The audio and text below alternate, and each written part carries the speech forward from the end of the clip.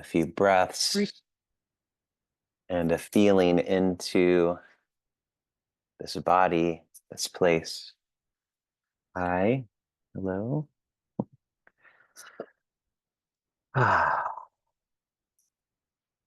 Moving around a little bit, feeling in, settling in. Uh, we'll be together for about an hour. So making yourself nice and cozy and comfortable.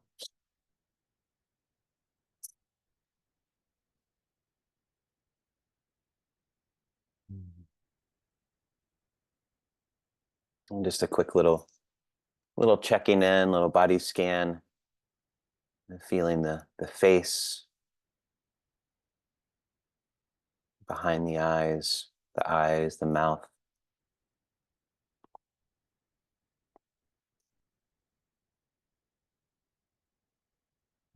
Shoulders, neck.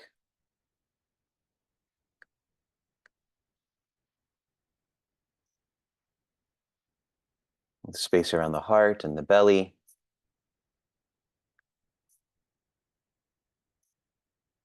Perineum, legs, feet.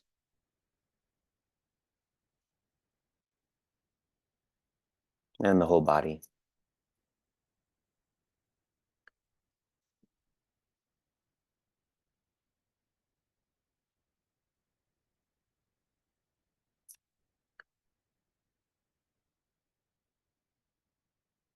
And feeling the breath in the body.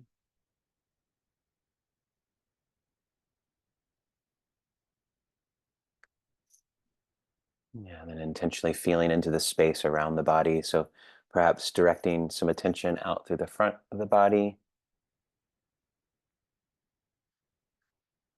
out of the sides of the body, out of the back of the body, above the body, and below, and all around.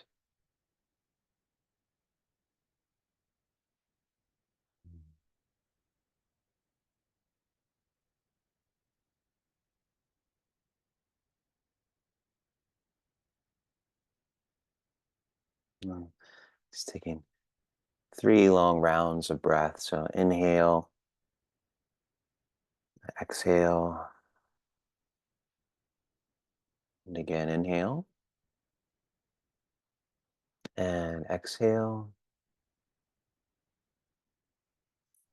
and again inhale. And as you exhale, slowly opening the eyes if they're not open already, and perhaps bringing the palms together. So welcome to all those on screen, online.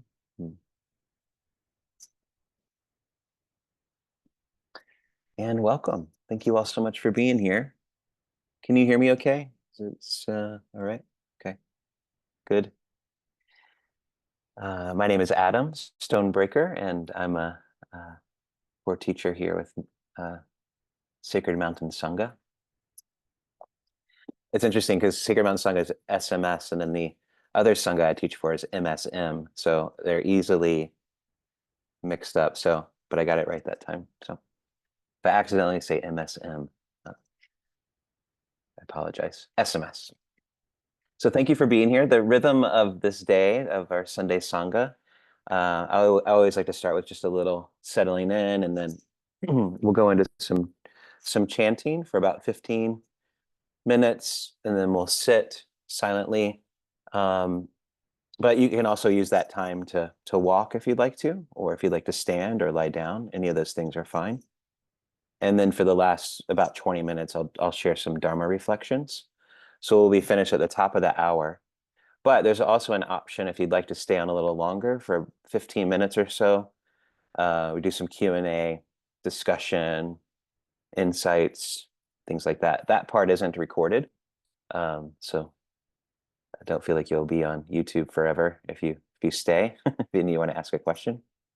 So that's how we'll work it. And so the theme I wanted to talk about today is just about ease and peace and freedom. It's an often overlooked aspect of our practice, but it's very, very central to much of what the Buddha's teaching is centered around. So this idea of ease and freedom and peace are really prerequisites for samadhi, at least how the Buddha talked about it. And so the idea is the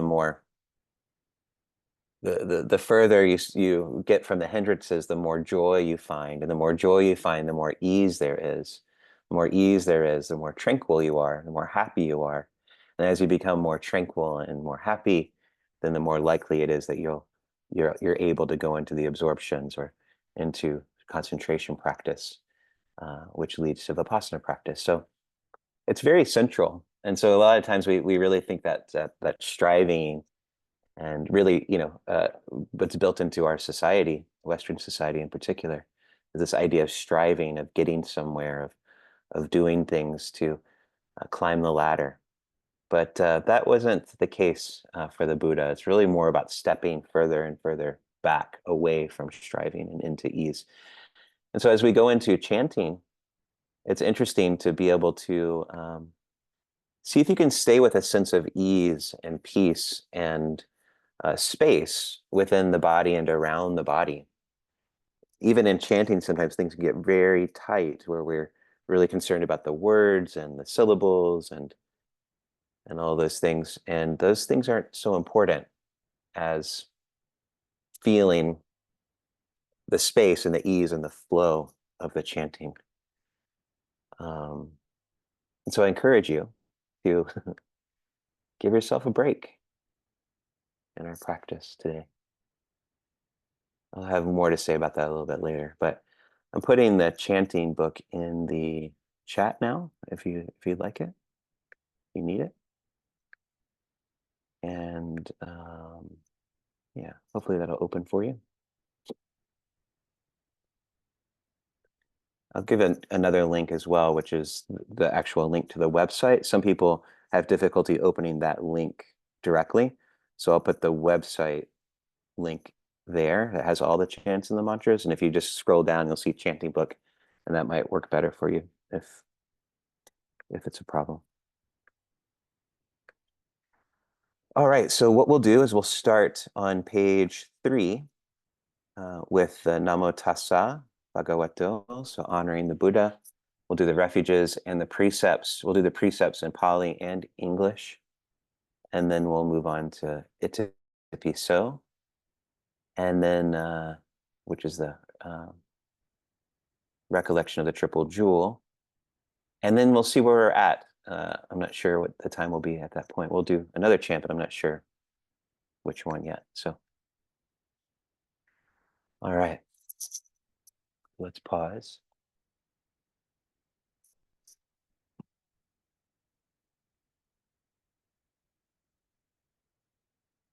Taking a few breaths and creating the intention of ease, peace.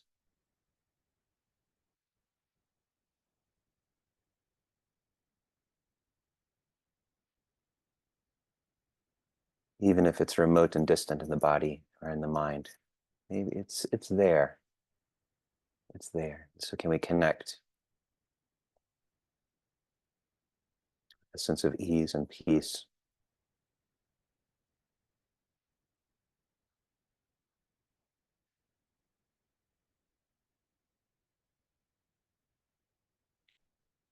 Hmm.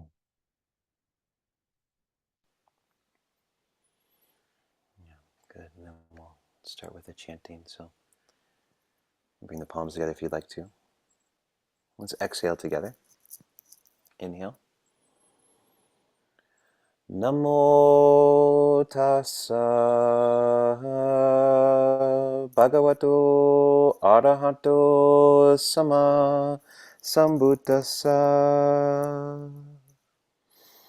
Namo tassa bhagavato arahato sama sambuddhassa. Namo tassa bhagavato arahato Sama Sambuddhassa. Buddhang Saranang Gacchami. Dhammang Saranang Gacchami. Sanghang Saranang Gacchami. Dutiyampi Buddhang Saranang Gacchami. Dutiyampi Dhammang Saranang Gacchami. Dutiyampi Sanghang Saranang Gacchami. Tatiyampi Buddhang Saranang Gacchami. Tatiyampi Dhammang Saranang Gacchami. Tatiyampi Sanghang Saranang Gacchami.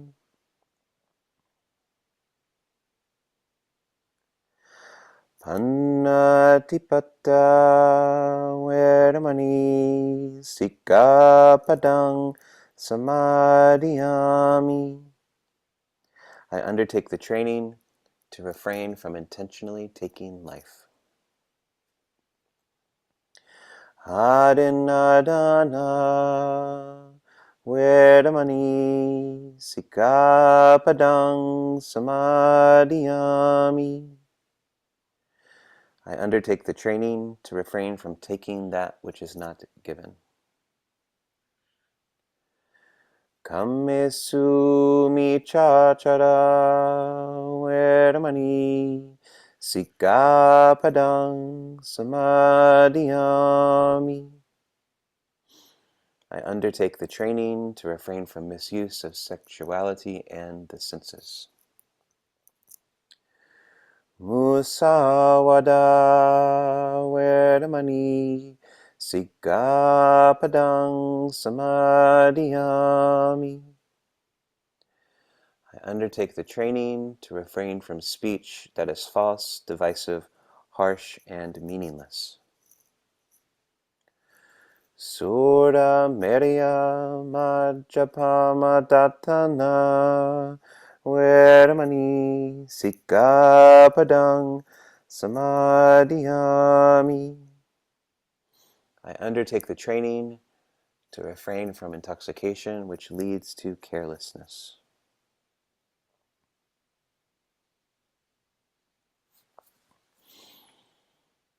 Move down to page 4 here, recollection of the triple jewel.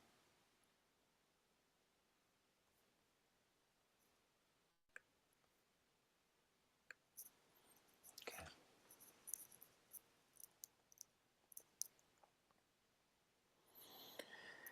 Itipiso bhagava araham samma sambuddho vijacharana sampanno sugato kavidu vanutaro purisattama sarati sata deva manusanam buddho Bhagavati Savakato Bhagavata Dhammo Sanditiko Akaliko Ehipasiko Opanahiko Pachatam Veditabo Innu Iti Supatipano Bhagavato Savaka Sangho Ujupatipano Bhagavato Savaka Sangho Naya Patipano Bhagavato Savaka Sangho Sami Jipatipano Bhagavato Savaka Sangho Yadidam Chattari Purisa Yogania Tapurisa Pugala Esa Bhagavato Savaka Sangho Ahunayo Pahunahiyo Dakinahiyo Anjali Karaniyo Anutaram Punyaketam Loka Sahati.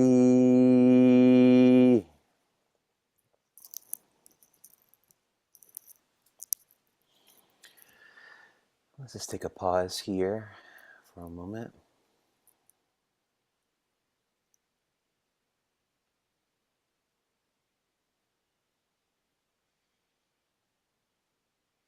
I always like to reflect on, especially after chanting in Pali, just the various lines and lineages who have gotten us here to this point today. Gratitude for all the practitioners over thousands of years who've carried on these teachings, the privilege to chant in this ancient tongue, the sacrifice of so many, and the kind of embarrassment of riches that we have today. Access to all these teachings, all the suttas, all these teachers.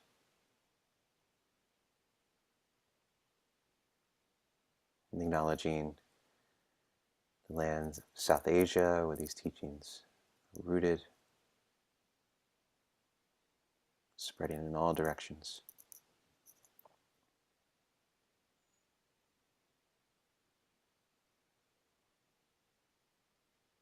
Gratitude for also this technology that allows us to gather together and practice the Dharma with one another from all different geographic locations.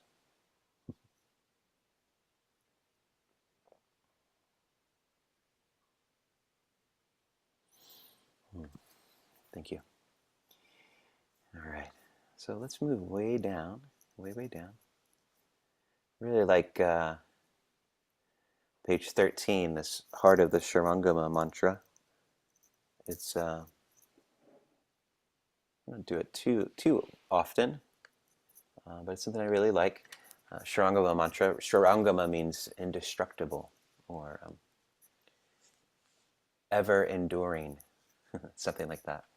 And this is a whole long mantra, and this is the very heart of it. It's said to contain all the power of the whole mantra right here. And this indestructible, ever enduring is the awareness, this awareness, this timeless, always available awareness that's right here, right now, this infinite knowing that we all share from and we all come out of. And so this teaching, the sutra, is all about rooting ourselves in this, in that which is indestructible and ever enduring, which is awareness itself. So if you haven't done this one before, we start at kind of slow and low, and then we gradually, it becomes a little bit faster, and then the pitch raises a bit. So, and then we'll come back down slower on the way out. So if you're not familiar with this, then you'll pick it up because we just repeat the lines over and over again.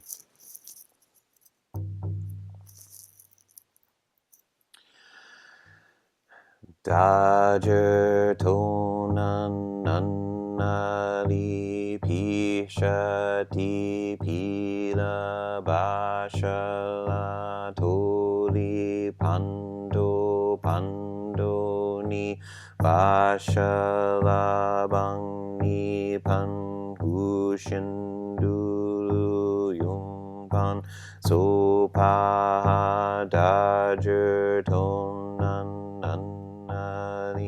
Vishati pila bashala toli pando ni bashala bang ni pan ushin dulu yung pan sopa dajer tonan annali pishati pila vashala toli pando pando ni vashala bang ni pan hushin duru yung pan so pa da jer tonan annali pi ti pi la ba shelang toli pando pando ni ba shelabang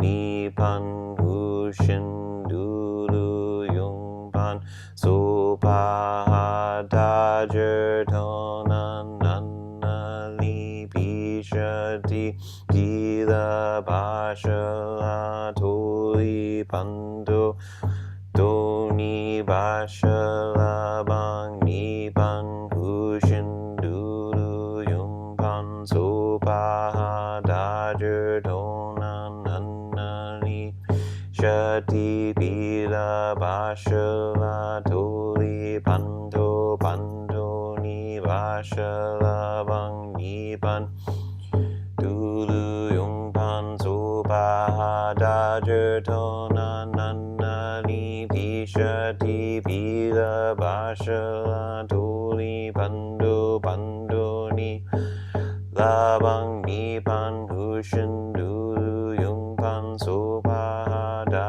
jer do nan nan na ni pi sha ti pi la ba sha toli pando ni ba sha bang ni pan hu shin du lu yung pan so pa da jer do nan nan na ni pi sha ti ba sha toli pando pando ni ba sha bang ni pan hu shin du lu yung pan so pa da jer do nan li pi sha ti pi la ba sha toli pando pando ni ba sha bang ni pan hu shin du lu so pa da jer do nan nan na li pi sha ti pi la ba sha toli pando pando ni la bang ni pan hu shin du lu yung pan so pa da jer do nan nan na li ti pi la ba sha toli pando pando ni ba sha ni pan hu shin du lu yung pan so pa.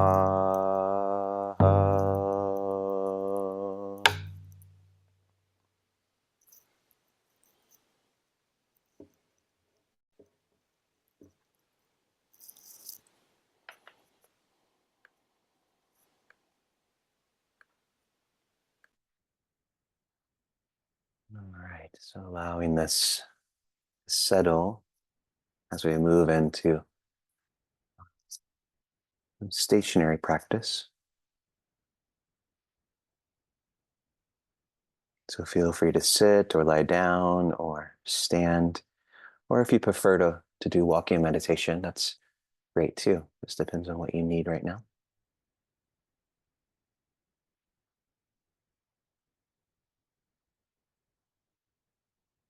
And as you feel the chanting fade, the vibrations fade, allow yourself to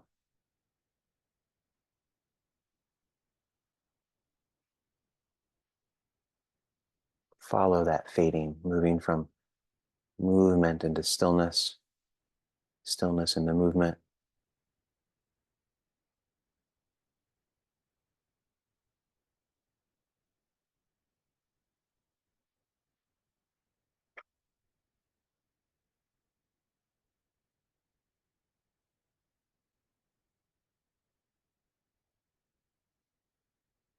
Perhaps holding the space a little bit more broadly, taking in the whole body, maybe even a little bit past the boundary of the body.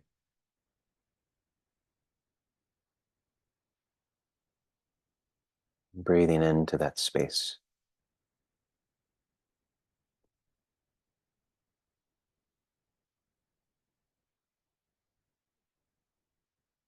If the body was like a balloon, take in air and there's a little bit of expansion in the whole experience.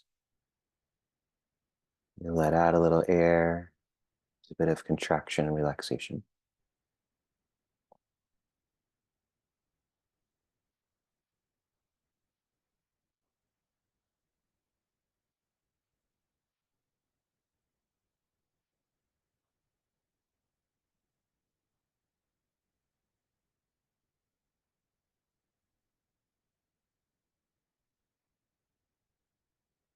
In the space of expanded awareness, the places of tightness, the places of holding, places of stress tend to stand out.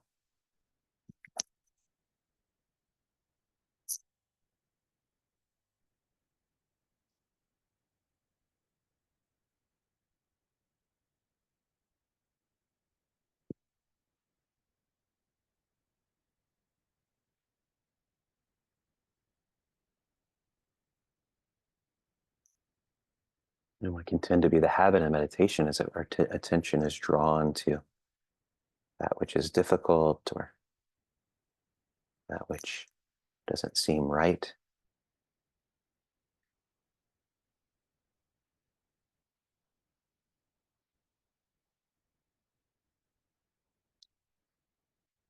But can we switch the orientation to what's easeful, what's spacious, what's relaxed?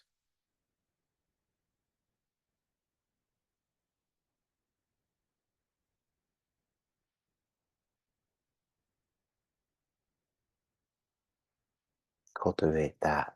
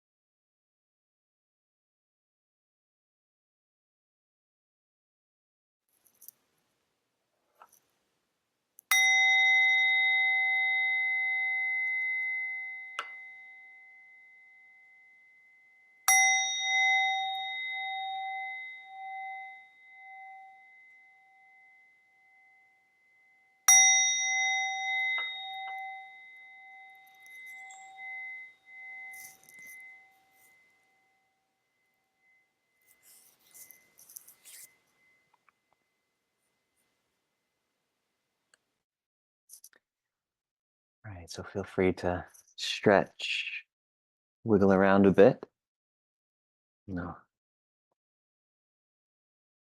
share some reflections, Dharma.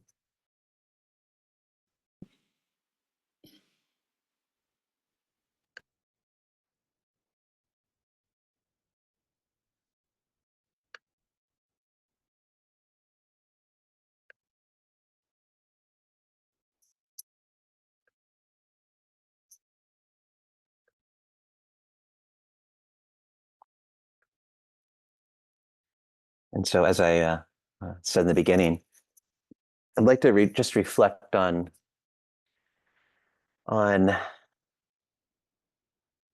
again something that's often overlooked in our practice, which is ease, peace, freedom. And often, when we think of the spiritual journey, we associate it with some type of effort, with some type of getting somewhere. And this is very, very natural. Any skill that we build, it's to actually get somewhere. Or when we set off to do anything or learn something, it's to get to a certain place. And so we can kind of see this, that freedom requires a lot of hard work. There's something to kind of push through, and we somehow conquer the mind. Um, there are times where we do, the effort does change, and so when we talk about right effort, it's the effort's not always the same. Sometimes it takes a little bit more effort. Sometimes it takes a little bit less effort. But we always do make our effort from a sense of ease and peace. And so, if we're coming from a place of stress, then that's never going to be useful or helpful. One of the translations of dukkha, actually, that I really like, Thanissaro Bhikkhu, translates dukkha as stress. And I like that translation a lot because there's a tends to be a particular stress that's ever present in the body. And so one of the things we do in practice, maybe the main thing we do in practice, is we locate the stress in the body, where it is, what's causing it, and then we seek to work with it and to change it, not necessarily to eliminate it, because the stress is there sometimes for a reason. There's something within us that's trying to help, it's trying to help, but it's just perhaps misguided a little bit. And so we locate these places of stress or misguided energy, and then we repurpose it. We repurpose it, or we relax it, something like this. And the only way we can really locate this stress, only way we can really look inward, is to create a sense of ease and space around it. And so this sense of ease and peace and space is really uh, is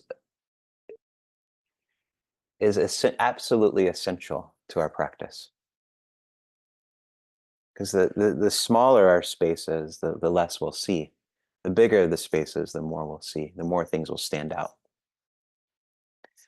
I think this is really important. And so the goal here isn't to stop thinking.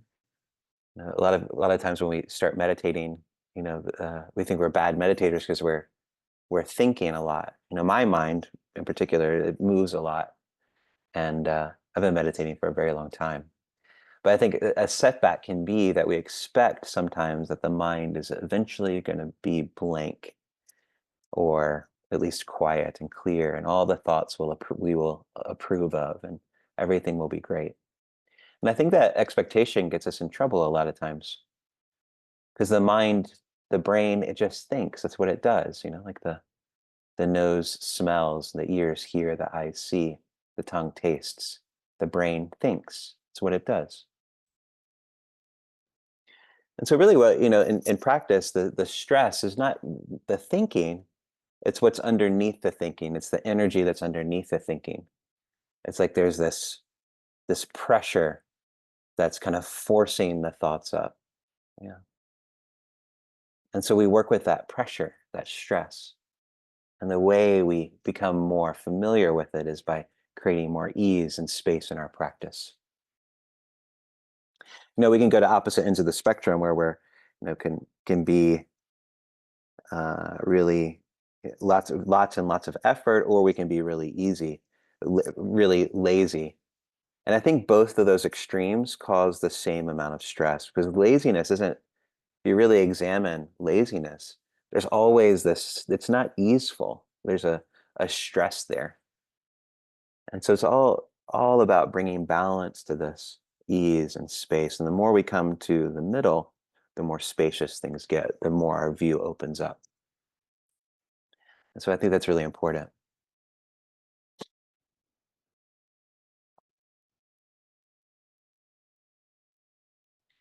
In all of the Buddhist teachings, there is this profound connection, relationship between ease,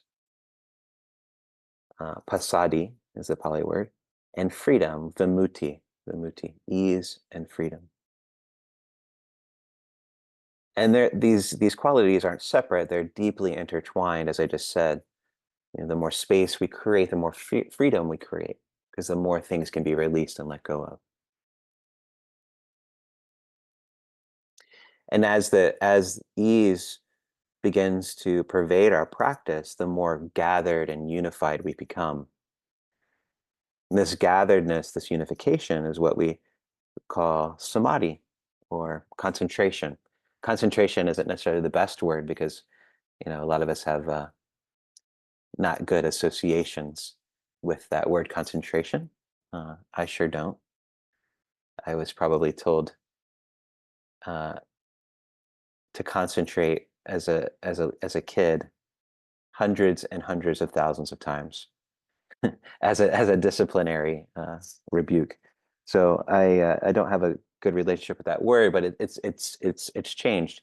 We can think of concentration as sort of a potency of attention, or as I just said, a gatheredness, a spaciousness. And we tend to think of the concentration as this very tight thing, perhaps. But really, the way the Buddha talked about it is it's broad, it's open, it's free. And this is evident when the Buddha talked about the requirements for concentration.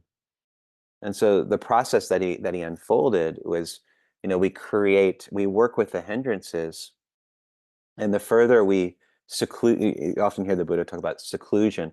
The more we seclude ourselves from the hindrances, seclusion doesn't necessarily mean be by yourself in a cave somewhere.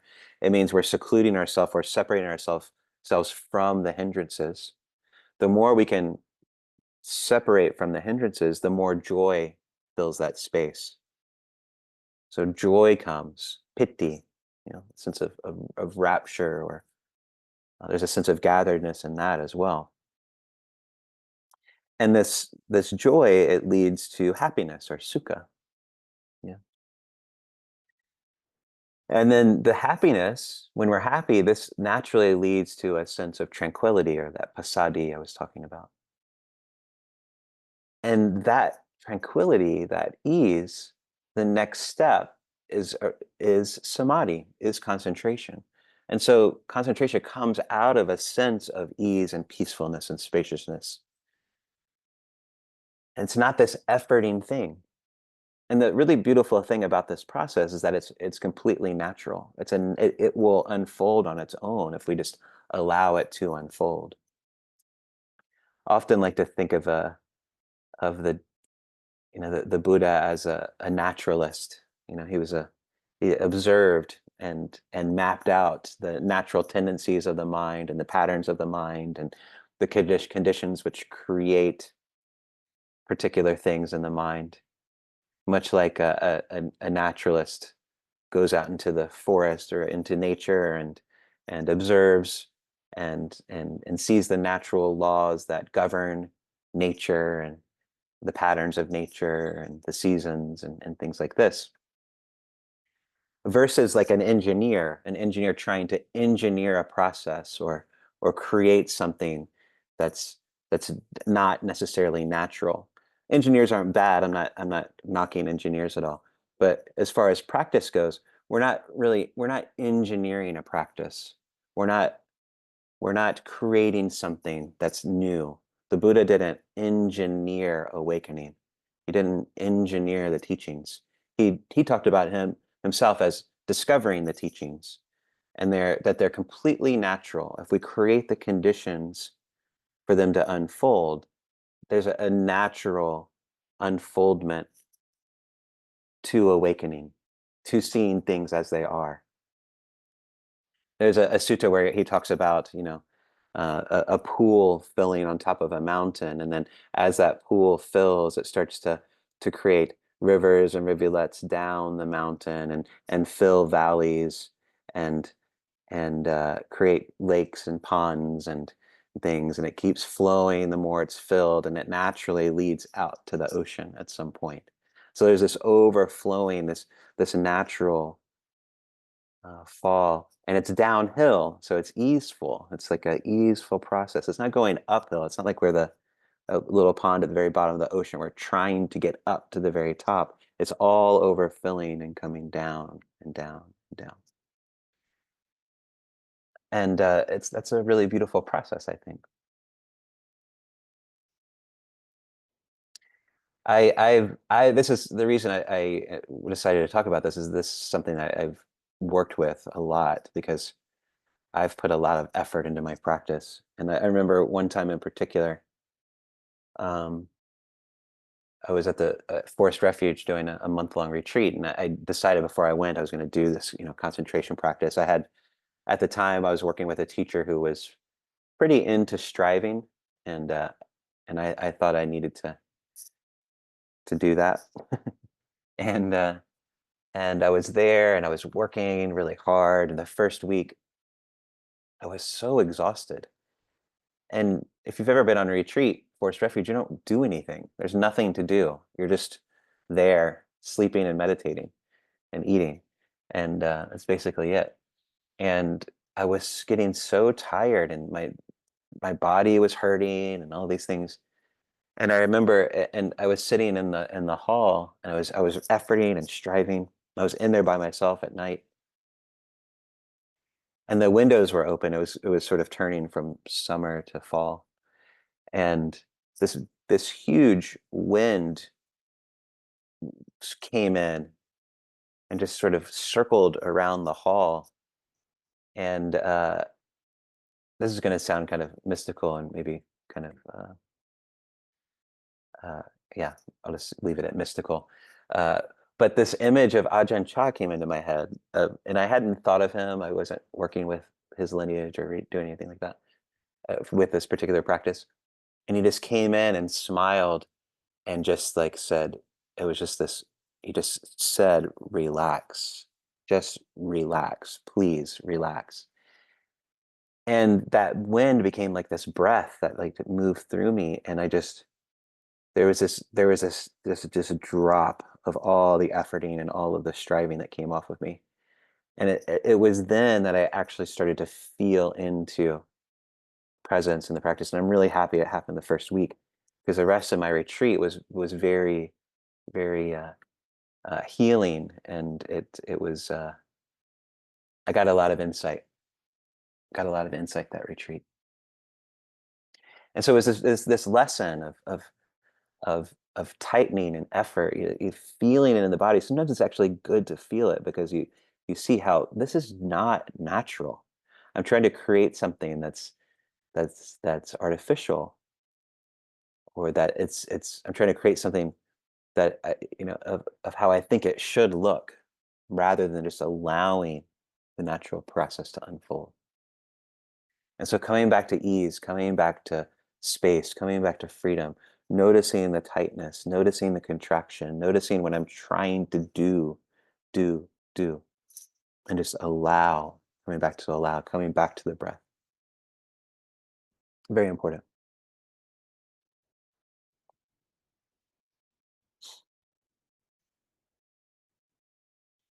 And this tightening is really, it's right there in the Four Noble Truths. So much of the Dharma is right there in the Four Noble Truths. Maybe the whole of the Dharma is in the Four Noble Truths. Because there's this suffering, this dukkha, and what creates the suffering is what we call tanha. And the tanha is thirst or craving or hunger. And that hunger, that that thirst, it creates clinging. And the clinging is the suffering. And so that tightening, that holding on, that engineering, that process is the suffering itself. And what's creating that is this hunger, this thirst for something solid, something that I can that I can count on, you know. And from what the Buddha said, there's nothing in the material world there's nothing that's bound to the five aggregates that is permanent. Everything's moving and changing and going in flux. And so the very act of clinging on to something that's impermanent creates the suffering itself. And so clinging is suffering. And so how do we work with that? We notice the clinging, create ease and space in the body. Then the clinging comes to the surface. We see it, it's highlighted. And then we gradually just let go little by little. We recognize what it is underneath that's creating that clinging. Why do I feel the need to cling? Why do I feel the need to try to engineer, to do these things, to hold on to get that something? What's underneath that? So the clinging draws us, that recognition of clinging draws us deeper and deeper and deeper to the root of the problem. And again, this all happens through ease, feeling in, creating peace. And again, if we go all the way to the other extreme and get lazy, it's avoidance. It's aversion. It's not spacious. It's something different. And so this is why I think that the Buddha really emphasized the body, because the body is where a lot of these things manifest. A lot of our thoughts and these underlying activities have a bodily correlate. And so we work with bringing ease and space to the body. And so mindfulness of the body is ultra, ultra, ultra important. And then we begin to get more subtle, working with the mind, and just working with this idea that we need to make progress. Why? What are we trying to get? Awakening isn't something that we can grab a hold of. We can only let go into it. And so I invite you to work with this, to take this with you throughout your day. And I found it really helpful to, rather than throughout my day, to try to be mindful of everything, of every object, of just seeing if I can create a sense of peace and ease in the body and peace and ease in the space around me. So I can notice where I'm clinging. Yeah, because that's really what we're trying to do, is notice where we're clinging and stop the suffering. So mindfulness of the subjective experience of my life.